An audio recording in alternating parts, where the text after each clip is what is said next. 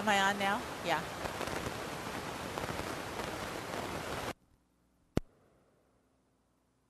Use the handheld then.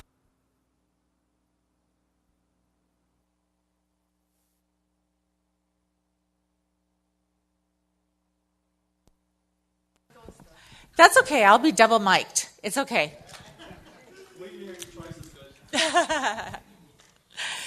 Well, thank you. I just want to say that I received a number of support in text and emails and personal notes just to encourage me and support me for speaking today. And I just want to say thank you, thank you, thank you from the bottom of my heart. So as you know, this month we are exploring the ideas in this amazing book called Prosperity by Unity co-founder Charles Fillmore. And you know what I find most interesting about this book is the time it was written. This was published in 1936, and that was the time of the Great Depression. So at the time of the Depression, there was a book on prosperity that taught people how to go from a lack consciousness, which was the idea around those days, to a mentality of plenty and all good all the time. So that is what I find amazing about this book. It was written during that time.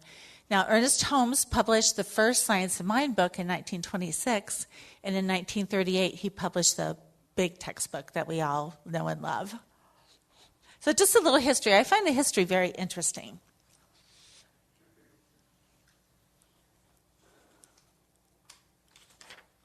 I still have to go with my notes. Oh. So in previous weeks, Reverend Michelle talked about the definition of abundance consciousness, and we passed out the definition on this little card, and I would just like to read it as a reminder. So today, I live in abundance consciousness, meaning I think from, feel from, speak from, act from, and react from a place that says, form, substance I was created, in substance I live and I move and I have my being. By substance I am fed and prospered. The spiritual substance is the steadfast and immovable, enduring, ever the same, constant, abundant, freely circulating, and available. So just a little reminder, and if you didn't get one of those cards, I think they're still out in the foyer. So you can get one or pick one up for a friend. So last Sunday we talked about expanding our inlet and outlet pipes for all aspects of the divine by looking at forgiveness, faith, and putting God first. And this Sunday we're talking about rich in ideas, rich in life, using chapters 6 and 7 of the Prosperity book. And I have a confession to make. My talk is a mashup of those chapters, and I might have tweaked Charles Fillmore just a tiny bit. But Reverend Michelle does it all the time, so I felt like I could. So it is said that ideas are God's currency. So how does that work? In today's reading from the Science of Mind textbook, it said, things exist in universal mind as ideas. Ideas take form and become things in the concrete or the visible world. Thought calls things forth from the universal into expression. And Fillmore expressed this idea, and this is a long idea, so I'm going to take a drink.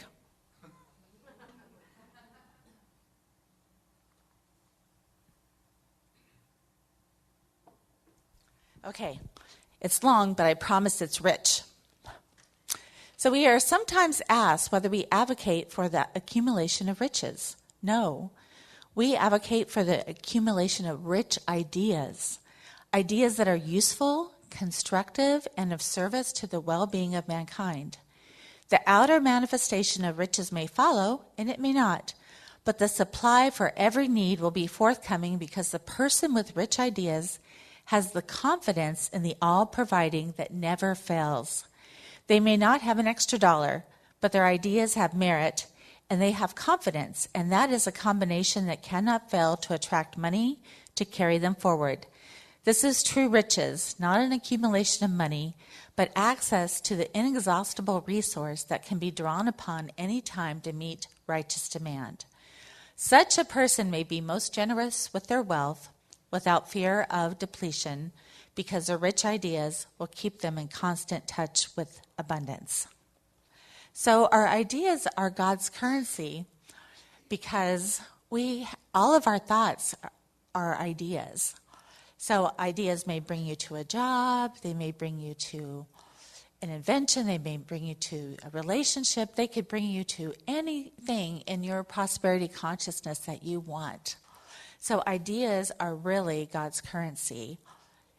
And I really like that thought. We also have access to the collective consciousness for ideas.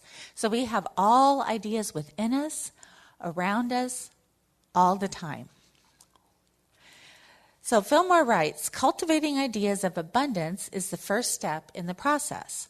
The ideas that come must be used. Be alert to doing whatever comes to you, sure of the results. And that's sometimes where we get stuck, because we have an idea, but we think, oh, no, that's really a silly idea. No, not that idea. Nope, not that one either. Nope, don't want people to know I do that. Nope. So as Fillmore says, do whatever comes to you to do and be sure of the results. So Reverend Michelle talked about this last week with her passport story, and if you did not hear that, you can still listen to it on the audio. So this is also, because I'm a history buff, so this also I find very interesting, that there is more ideas for inventions during the Depression than any time in American history up to that point. So it was out of necessity or whatever they created, so many ideas during that time. And Fillmore explains it like this: that shows that new ideas are within us, just waiting to be called out and put into expression. When we commune with Spirit within, new ideas are always forthcoming. When these ideas are from within, are recognized, they go to work and come to the surface. So I just want to encourage you, whatever idea that you have, big, small, it doesn't matter. Just go for it. If it comes to the surface, just do it. Sometimes we can get into an idea of fear or lack, especially when the circumstances are the complete opposite of prosperity consciousness. And Abraham Hicks says that that's contrast. So when we have what we don't want, we get more clear about what we do want. So if you find that you're in a place of this is not what I want, this idea is not going the way I want it to, this is not what I want, that's okay. That makes it clear what you do want, and then you can act on that. So I grew up in a household that believed in lack. There was never enough money, clothes, or food. Our family of 6 barely got by, and I'm not telling you this for sympathy, I'm just stating the facts. So my mom took us school shopping at the Salvation Army store. And she got my Girl Scout and camping supplies and our Christmas presents by using blue chip stamps. Does anybody remember blue chip stamps? So for those that didn't know, they were stamps that you got at the store to put in books, and you can get a plethora of items with so many filled books. As I'm talking about this, I can still taste those stamps. Because the kids were the one who got to lick them and put them in the book. So being poor in our household was treated as an honor. We were poor, hardworking people, and that was something to be proud of and not ashamed of. Needless to say, this poor mentality grounded in lack was generational. It went way, way back, and it was just passed down from decade to decade to decade. So for a long time, this mentality I adopted, and it showed up in my life experience. Imagine my surprise and delight on my spiritual path. I discovered that there was another way. To be honest, it took a while to change that lack mentality. And I'm working these principles just like you're working these principles. So how does one change a lack mentality? Fillmore and Ernest Holmes both said the same thing. We cannot overcome these conditions on the outer until we overcome the conditions and causes on the inner. So for me, I made a conscious choice not to carry the idea of lack into one more generation. Ideas of lack was one thing I didn't want to inherit, nor did I have to. And I finally got that I was a child of God, and the inheritance I deserved and desired came through a never-ending source of good. So I read a lot of books on prosperity. Catherine Ponder was my favorite. I've taken many classes, including prosperity classes, and continue to take them to stay in the idea of plenty. I have worked with, and still do, many spiritual life coaches, teachers, and mentors to help me embrace my prosperity consciousness. So if embracing prosperity consciousness is something that you want to work on, come get a prayer after service. If you need a longer session, make an appointment with a spiritual life coach. We have some great ones. It is our honor to serve you, so don't leave today with a heavy heart.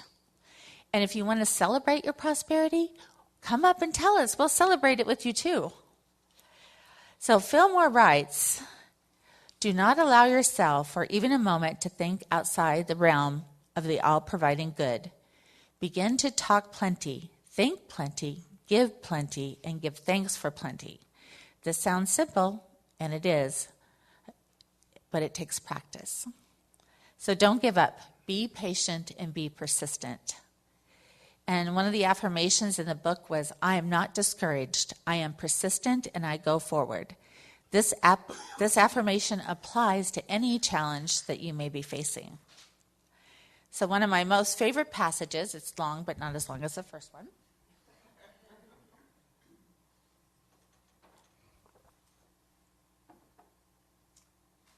Okay, I'm ready. Well, now I'm ready. Okay. Oh, maybe now. So one of my most favorite passages in this book is, the unfailing resource is always willing to give. It has no choice to give, for that is its nature. Putting your living words of faith into substance, you will be prospered through all the banks in the world may close their doors. Turn the energy of your thought to plenty, no matter what people are saying around you. Once you make a connection with the universal bank of God, you have a permanent source of prosperity. I love that.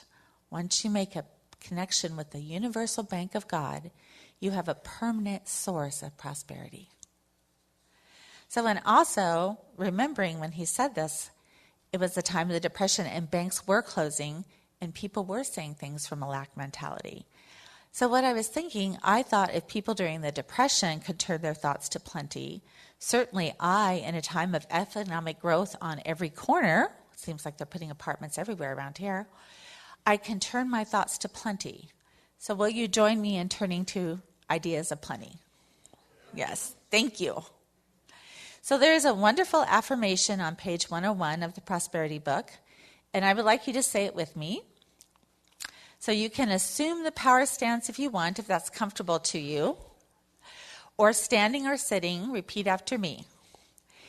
Infinite wisdom guides me. Infinite wisdom guides me. Divine love prospers me. Divine love prospers me. And I am successful. And I am successful. In everything I undertake. In everything I undertake. In quietness and confidence. I affirm the drawing power of divine love. As my magnet of constantly increasing supply. I have unbounded faith. In the omnipresent substance. Increasing and multiplying my word.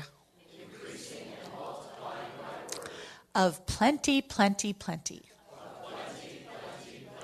And that's the way Fillmore wrote that. I didn't do that. And Spirit, I thank you just for that we have increase in mind, health, money, and affairs. And so it is. So that's powerful. So everyone just kind of take a deep breath and let that really sink into the neural pathways and atoms and cells and every space within you. When you leave here today, I want you to be filled with ideas of prosperity. And I'm not done yet. I have a little bit more to go. Fillmore talks about 2 specific ways to increase our prosperity consciousness. It's no surprise that the first one is gratitude. According to Fillmore, praise and thanksgiving imparts quickening spiritual power that produces growth and increase in all things. In this talk, I had the idea that I wanted to kick up our gratitude a notch to increase happiness, which increases our vibration, which attracts prosperity. And I know we just completed our 40 days of gratitude journal, which is amazingly powerful all by itself. And please add your gratitude to the beautiful blessing container in the foyer. And still, I was looking for more. In researching this subject, I found that Harvard Medical School, a positive psychology, did a study on gratitude, which proves that it is consistently associated with greater happiness, makes you feel more positive, helps you relish good experiences. That one was my favorite. Helps you to relish good experiences. And improves your mental state. So this study showed that you can also increase gratitude with prayer and meditation. Now my thought is if Harvard Medical School would do a study of religious scientists, we can prove a whole lot of things faster. But I'm happy knowing that science is catching up with new thought. So I have increasing gratitude and happiness on my radar. Then one day going down the rabbit hole of Facebook, and it was, around election, so I'm looking for inspiration, so I'm going skip. Oh, there's inspiration. Skip. Oh, there's inspiration. I don't know if you guys did the same thing, but that's what I did. And one day I found a TED Talk, and there was this woman named Sarah Trimmer, whose parents had died in their 50s of cancer. She had a mammogram as a precaution based on some genetic testing and found out she had breast cancer. She had a double mastectomy, goes through chemotherapy, and 2 years later, the cancer was back. So this time, she chose a very aggressive chemotherapy plan. She had the idea that she wanted to elevate her gratitude and happiness. While she was going through this treatment and losing her hair and her eyebrows and her energy, she came up with a plan to flex her mental muscles, as she calls it, and started Start and End Happy. I love this so much, I wanted to share it with you. Sarah started and ended her day with the following 5 questions. Today I'm grateful for all of you. Today I helped somebody by, I'm thinking I'm helping somebody by doing this talk. So something that made me happy today, just getting up in this beautiful, cool weather just made me so happy. Today I learned how to put on a mic and that you can use 2 mics. And tomorrow I'm resting. She found by incorporating these questions every morning and every night, she increased her gratitude and elevated her happiness. And she even talks about being in the bathroom and being so sick. And her partner and wife said, remember, what are you grateful for? What did you learn today? How did you help someone today? And she said it turned her thoughts around, even during that time, that it didn't seem possible. So my invitation to you is that we, and I'm including myself, incorporate these questions into our daily practice. And just notice how we feel and the good that comes our way. And if you want a copy of this, you can get a copy from the office, or you can write it down now, whatever works for you. So the second idea that Fillmore talks about is to increase our prosperity consciousness is love. He writes, love is the world's greatest attractive power. Love is one of those ideas which proves a key to the infinite store in the house of abundance. It opens up generosity in us, and it opens up generosity in others when we love and bless them, because love never fails. So here's another long one. by Charles Fillmore.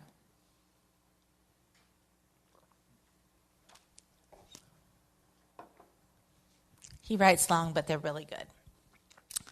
Love, therefore, is the fulfillment of the law. It is ordained that love will bring you prosperity, and you need not wonder where it will or how it will. When we think about the love of God drawing us to the substance necessary for support and supply, that substance begins to accumulate all around us, and as we abide in the consciousness of it, it begins to manifest in all of our affairs. So he had another affirmation in the book that I loved. It said, divine love bountifully supplies and increases substance to meet my every need. And I just like that. And it would be nice to start the day with that affirmation. So we have energized our prosperity with words of plenty, gratitude, and love. And now we have to do one more thing. And that is simply open up ourselves up to receive. Fillmore states, when you have asked for something, be on the alert to receive it when it comes. The master teacher Jesus said, when you pray, believe you have, and you shall receive.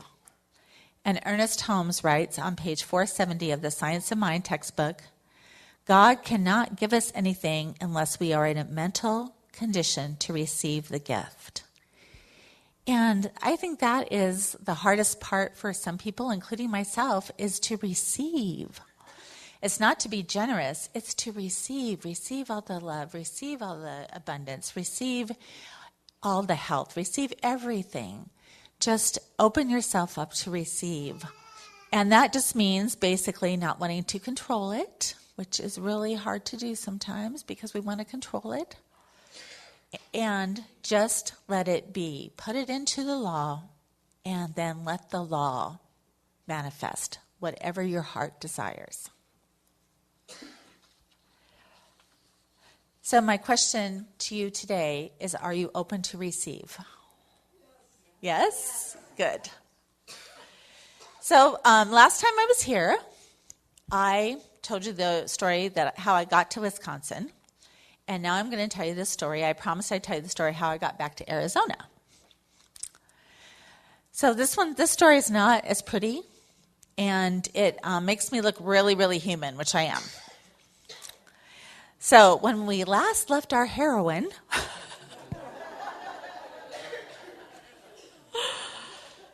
she was living in Wisconsin, and about 2 months after we moved to Wisconsin, I got a letter from my company, and I had retired early with medical conditions. And I got a letter from my company saying that they didn't approve my long-term disability, and they were going to cut off my short-term disability. So the first time since I was about 12, I wasn't bringing any money in. And that really, really scared me. But you know what? I'm a religious scientist, so I'm going to treat, and I'm going to do my work. And one of the work that I did was to hire an attorney, and we applied for Social Security disability. But my attorney says, honey, it takes a year sometimes to get approved, and a lot of times they don't prove you on the first time. So that was not really good news, but still I'm being a good religious scientist, and I am knowing. So then it gets to be 4 months without income, so I'm knowing a little less. Then it gets to be 6 months without income, and I am panicking, and all my science of mind went out the window. And you know what else went out the window? My health. Because of the stress that I was under and the fear of lack, it showed up in my experience as poor health. So when I realize you can look back on any experience and go, oh, that's what it was. It's not so hard to look at the experience when you're in it.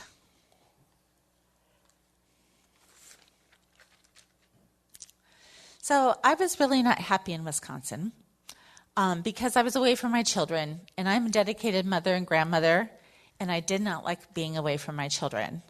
And my fiance at the time did not like his job. So our household wasn't really a house of love, and positivity at that time.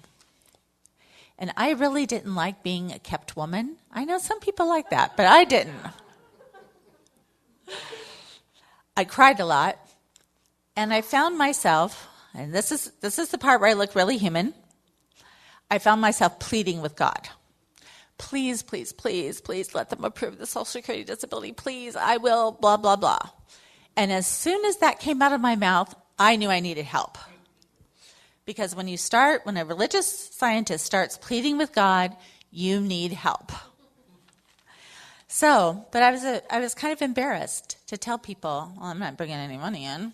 He's supporting me. I was really embarrassed to tell somebody that. But I did. And as I took one step, all I did was take one step to get some help, and God came running to me. He came running to me in the form of a counselor. He came running to me in the form, it came running to me, or she came running to me, in the form of a spiritual life coach. I had everything necessary to change my mental attitude and to be open to receive. Because you can't be open to receive if you're not happy. If you're just thinking thoughts of unhappiness, and I'm unhappy and I'm stuck and my health is bad, that is not really a receiving mode. So I really had to turn my thoughts around, and I had to use Fillmore's prosperity to do it. So ideas aplenty, like we talked about today, I just saw plenty in everything. So it was Wisconsin, so there was plenty of trees. I love that. There was Lake Michigan. There was plenty of water. There was plenty of boats on the water.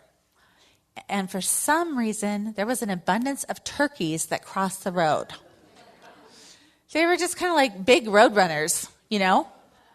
And I was like, was that a turkey? I think there was a turkey. I'd never seen a turkey cross the road. It was kind of fun. The other thing that I had to really up my gratitude, because I was not happy and I was not being grateful for what I had. I was not being grateful for somebody that was supporting me when I didn't have an income. So I really had to turn that around and really be thankful for the things that I did have. And the other thing was love. I wasn't loving myself very much at that time. And I really had to turn to myself, and with the help of a counselor and a spiritual life coach, to loving myself in this situation. And when I love myself, that's another thing. I opened myself up to receive. So all these things, I had to do the work. I opened myself up to receive plenty. And a couple months went by, and I went to my mailbox, and I checked my mail, and there was a letter from Social Security Disability. And I got letters every week asking for more medical records, more medical records. I almost did not open this envelope. I want to tell you, I almost didn't open it. Oh, they want more records. But I opened it. I was guided to open, and I opened it. And it was an approval from Social Security Disability, and there was a check for $17,000. I know.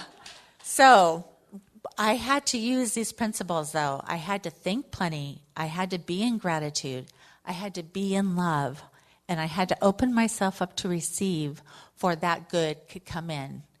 And so when it came in, we packed everything up and moved back to Arizona. So I'll ask again if I didn't ask. So my question to you is, are you ready to receive? Yes, great, great. So let's pray.